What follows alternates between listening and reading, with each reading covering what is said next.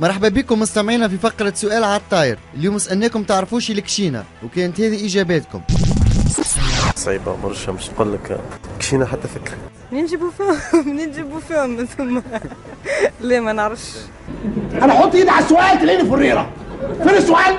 ماكلة ذي سيسور باش تكون ماكلة. نعم يا أختي. بلا لغة. ده إنجليزي دي يا مرسي. لا مال ده يا مرسي؟ فيومي. اي شنو كشينه نعرفها وتحومها عربي راني.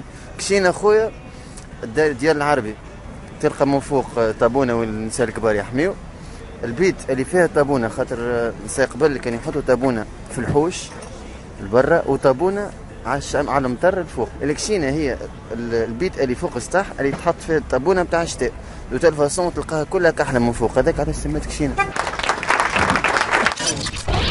الكشينة هي الكوجينة في المدينة العربي اللي تتحط فيها المونة، وقاعدة تسمية معروفة في ولايات الساحل التونسي.